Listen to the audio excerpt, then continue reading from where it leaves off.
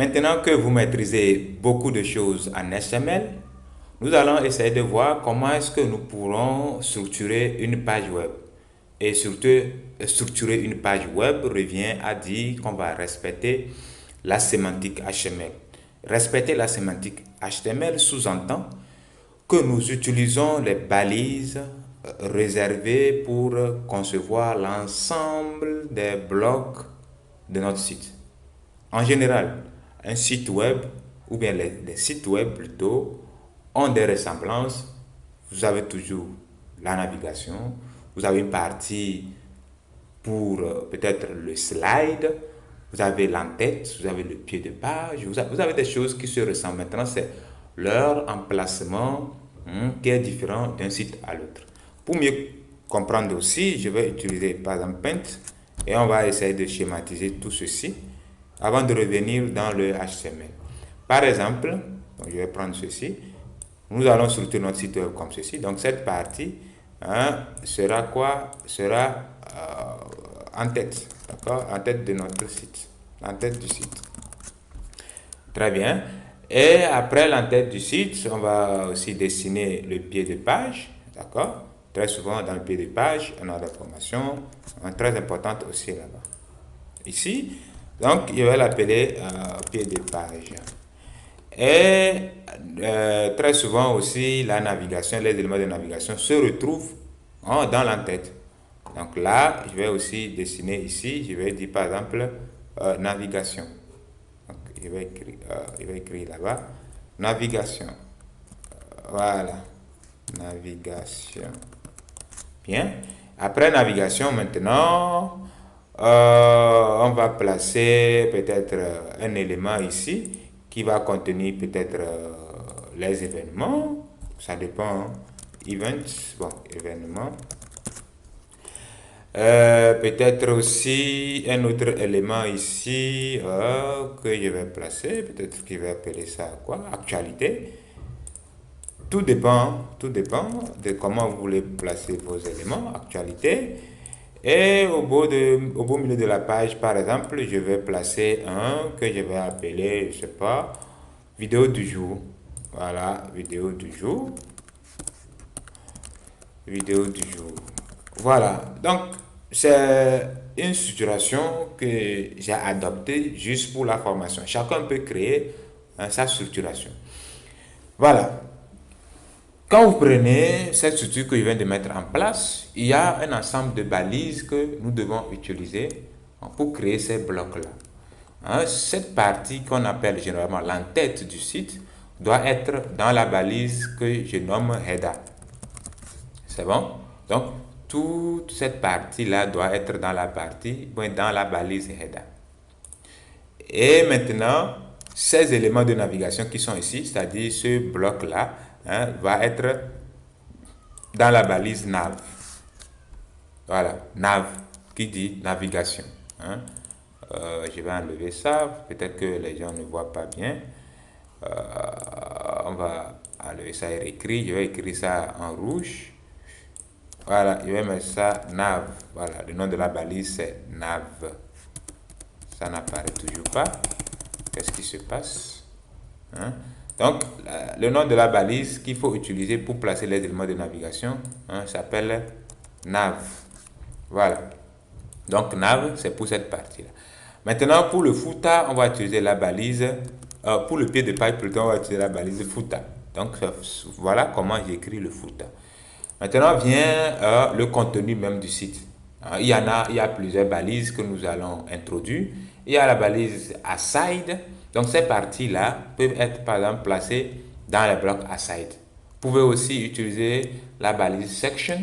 Ça dépend de ce que vous voulez faire. Il n'y a pas de souci. Aside ou section, ça va marcher.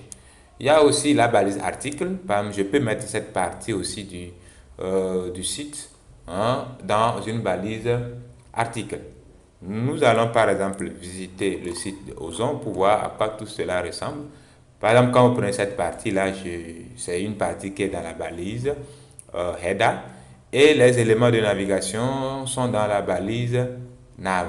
Maintenant, le pied de page, c'est dans la balise quoi? Dans la balise footer. Et le reste, on a structuré ça à notre convenance, cette partie.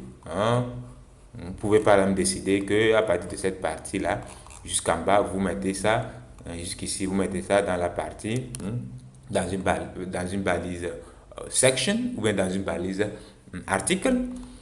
Et chaque bloc, maintenant, supposons que tout est dans la balise article, chaque bloc sera maintenant une balise section. Vous mettez tous ces éléments dans une balise section. Ça aussi, c'est une section, une section, ainsi de suite. Et maintenant, par exemple, quand je clique sur formation Angular, quand vous regardez comme ceci, vous pouvez par exemple placer cette partie-là dans une balise aside, par exemple. Donc, vous êtes libre de faire tout ce que vous voulez. Donc, si nous aussi, on veut mettre tout ça en place, j'ai parlé de header. Donc, tous les éléments de l'entête, comme le logo, les éléments de navigation, par exemple. Donc, dans le header, je vais mettre par exemple nav. Et là, je vais créer les éléments de navigation. Ici, je vais mettre accueil. Après accueil, excusez-moi, après accueil, je vais mettre quoi? Formation. Après, merde. Après formation, maintenant, je vais mettre peut-être contact.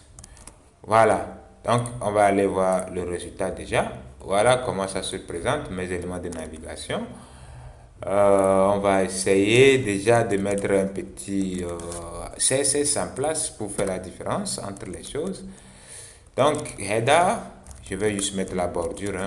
Maintenant, je sais que vous comprenez très bien les choses. Donc, il n'y a plus rien à expliquer par rapport à ce que je suis en train d'écrire. Voilà. Donc, en général, je vais juste mettre ici qu'on a les informations plutôt de l'entête du site. Maintenant, on va rapidement aussi parler de footer. Vraiment, footer. Et ici aussi, je vais mettre les informations du pied de page. Les informations du pied de page. Très bien. Donc, je vais aussi mettre une bordure sur ça.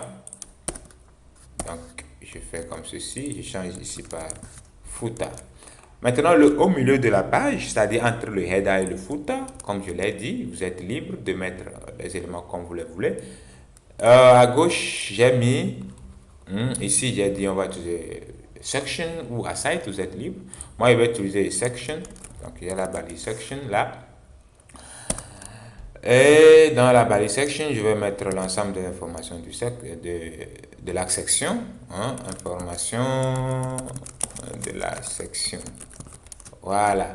Et au milieu, maintenant, je peux utiliser la balise article. Et je vais mettre les informations de l'article. Voilà. Et maintenant, à droite aussi, je vais continuer avec section. D'accord? Donc, les informations de la section de la droite.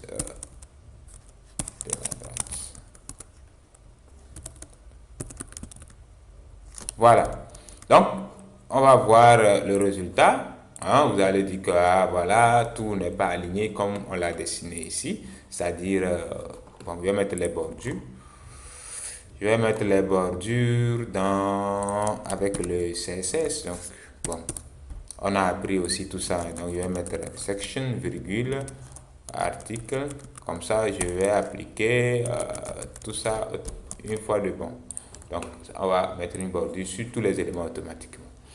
Donc, pour vraiment avoir cette structuration, pour que cette partie soit à gauche, ceci au milieu, ceci à droite, on va apprendre tout ça, je crois. Tout à l'heure, on va parler, dans l'épisode suivant, on va parler de la taille des blocs. Il va falloir juste définir la taille des éléments et maintenant les faire appliquer une propriété display et puis les positionner. Donc, tout à l'heure, on va parler de tout ça.